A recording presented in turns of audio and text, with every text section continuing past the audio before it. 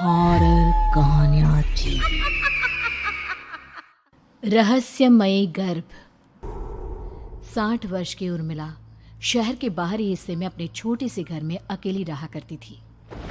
एक रात शहर में बहुत जोर का तूफान आया। जोर जोर से हवाएं और आंधी तूफान के साथ तेज बारिश होने लगी।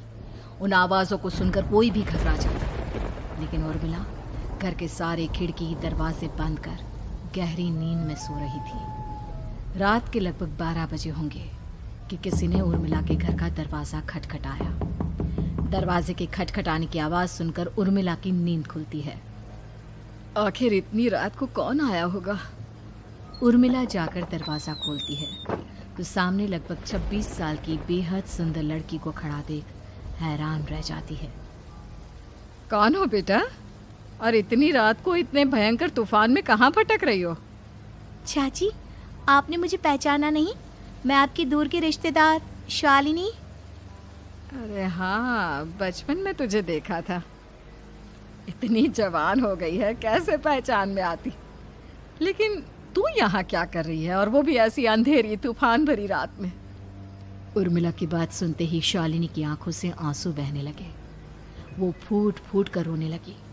ये देखकर उर्मिला को कुछ समझ में नहीं आया और उसने शालिनी का हाथ पकड़कर घर के अंदर आने के लिए कहा। जैसे ही शालिनी घर के अंदर रोशनी में आई, उर्मिला की नज़र उसके पेट की तरफ गई, जिसे देखकर ये साफ पता चल रहा था कि वो प्रेग्नेंट है। अरे, तू तो पेट से है। ऐसी हालत में इतने भयंकर तूफान में आधी रात को बाहर भटक रही है। आखिर बात क्या है बेटा? मुझे सब कुछ साफ साफ बता।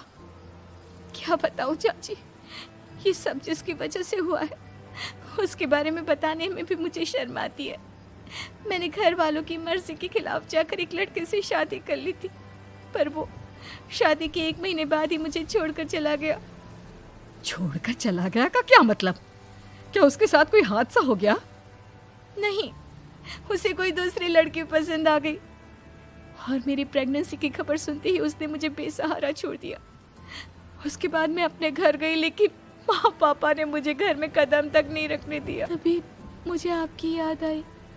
कोई बात नहीं, कोई बात नहीं। तुमने यहाँ आकर अच्छा ही किया। एक काम करो, तुम आराम करो। वैसे भी ऐसी हालत में इतना घूमना फिरना और इस तरह आधी रात को बाहर भटकना ठीक नहीं होता। प्रेग्नेंट औरत को आधी रात को घर से बाहर नहीं निकलना चाहिए। बुरी आत्माएं उस पर अपना असर दिखा सकती है। और इतना कहकर उर्मिला ने शालिनी को एक दूसरे कमरे में जाकर आराम करने के लिए कहा। लेकिन जैसे ही शालिनी अपने कमरे में जाने लगी, अचानक से उर्मिला ने उसे रोक लिया।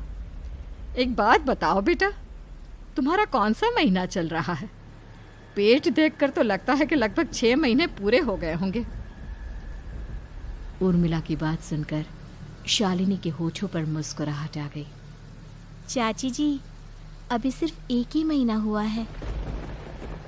शालिनी की बात सुन उर्मिला दंग रह गई। उसे समझ में नहीं आ रहा था कि प्रेगनेंसी के पहले ही महीने में शालिनी की हालत ऐसी क्यों थी। लेकिन फिर उसने बात को नज़रअंदाज कर शालिनी को आराम करने के लिए कहा और खुद भी कमरे में जाकर सो गई। अभी कुछ ही घंटे बीते थे कि अचानक से एक बच्चे के बड़े ही अजीबोगरीब बेढंगे तरीके से रोने की आवाज़ें उर्मिला के घर में गूंजने लगी। उन आवाज़ों को सुनकर उर्मिला की नींद फिर से खुलती है। ये अचानक बच्चे के रोने की आवाज़ कहाँ से आने लगी? उसने उठकर चारों तरफ देखा, पर वहां उसे कोई नजर नहीं आया। उर्मिला घबराते हुए शालिनी के कमरे में गई तो वहां उसे कमरे की दीवार पर एक बेहद खौफनाक साया नजर आया, जिसे देखकर उर्मिला बुरी तरह से घबरा गई। आखिर ये सब क्या हो रहा है? शालिनी, शालिनी उठो! उसने जोर जोर से आवाज देकर शालिनी को जगाने की कोशिश की, लेकिन ऐसा लग रहा था जैसे उसकी आवाज शालिनी तक पहुंच ही नहीं रही थी। कमरे की दीवार पर एक बहुत बड़ा और बेहद डरावने दिखने वाले इंसान का साया और एक बच्चे के अजीबोगरीब ढंग से रोने और चीखने की आवाजें अब उर्मिला को ज्यादा डराने लगी थी। उर्मिला को शालिनी की चिंता सताने लगी और उसने पूरी ताकत के साथ चीख कर शालिनी को आवाज लगाई, शालिनी! तभी अचानक सब कुछ एकदम पहले जैसा हो जाता है और उर्मिला की आवाज सुनकर शालिनी की नींद खुलती है। क्या हुआ चाची? आप इतनी तेज क्यों चिल्ला रही हैं? अब ठीक तो है ना? अभी अभी मैंने तुम्हारे कमरे में कुछ अजीब सा देखा। तुम ठीक हो ना शालिनी? मुझे यहाँ एक बच्चे के रोने की आवाज़ें आ रही थी। लगता है आपको मेरी कुछ ज़्यादा ही चिंता हो गई है।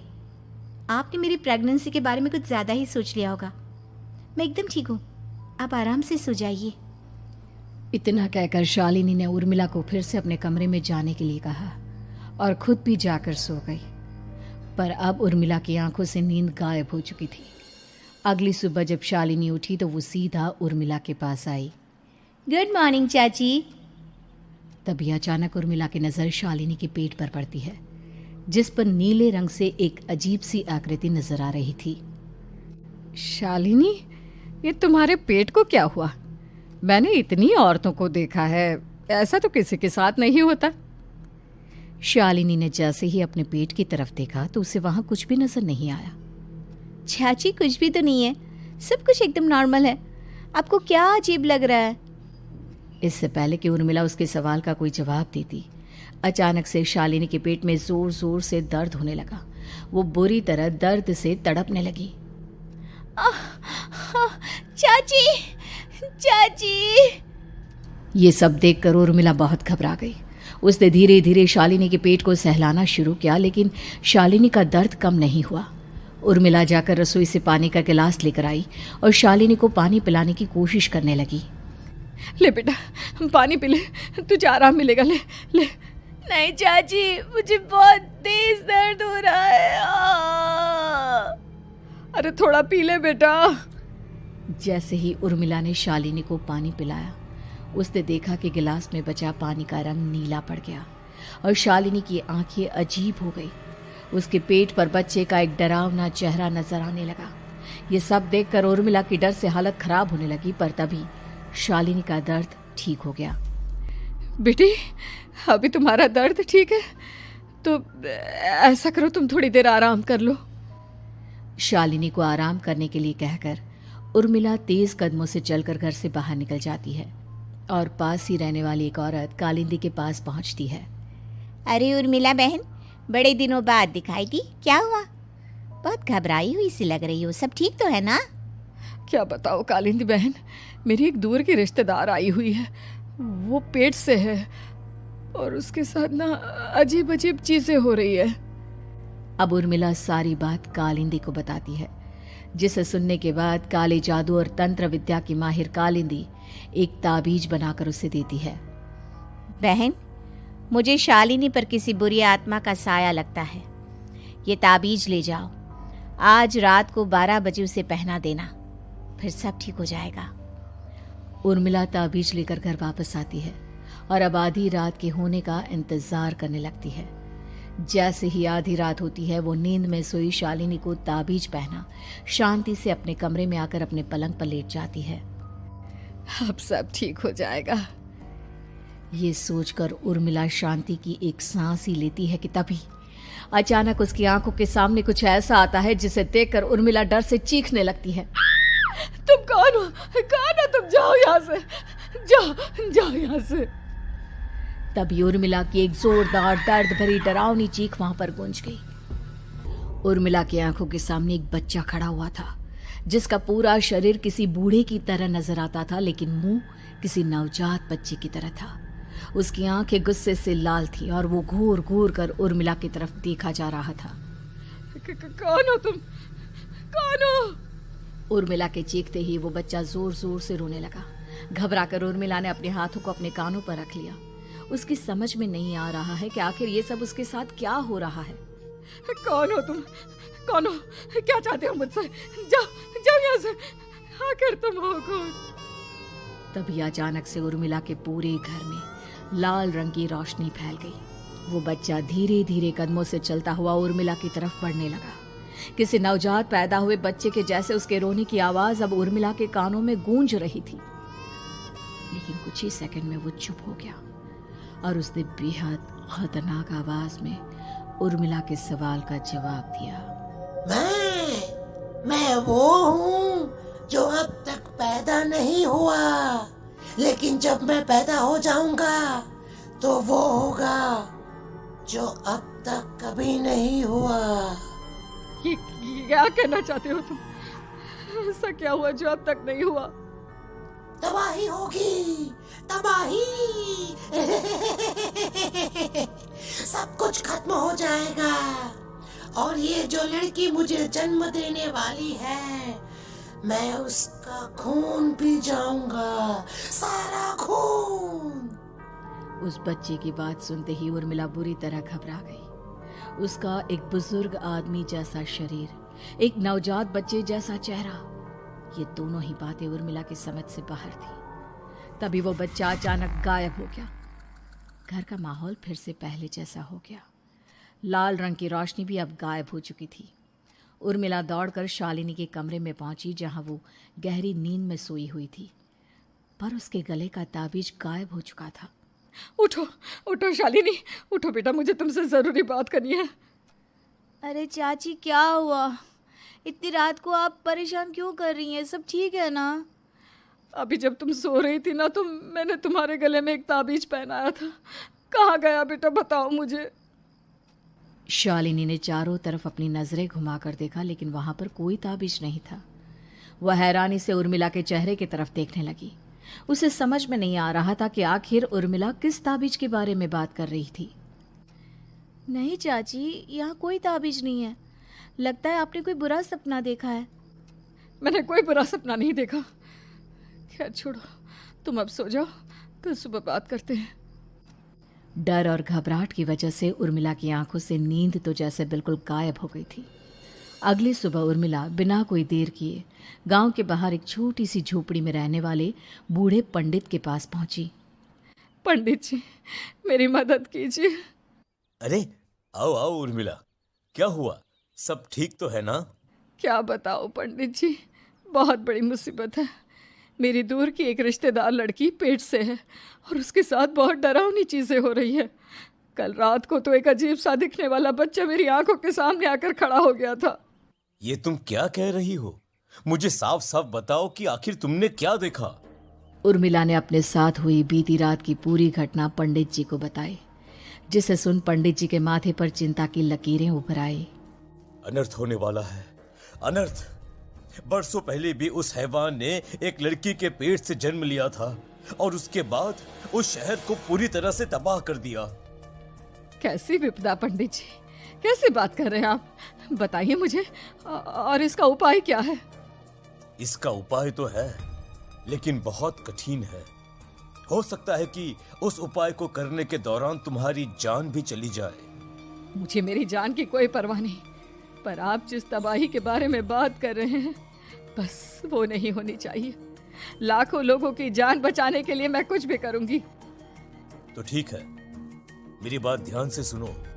बरसों पहले एक भयानक तांत्रिक ने अपनी तंत्र क्रिया के जरिए एक मासूम लड़की के साथ रिश्ता बनाकर उसके पेट से जन्म लिया था।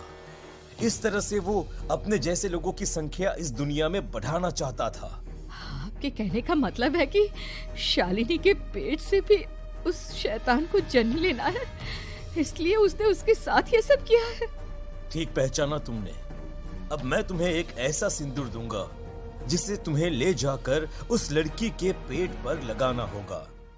क्या ऐसा करने से सब कुछ ठीक हो जाएगा? नहीं उर्मिला, ये सब इतना आसान नहीं।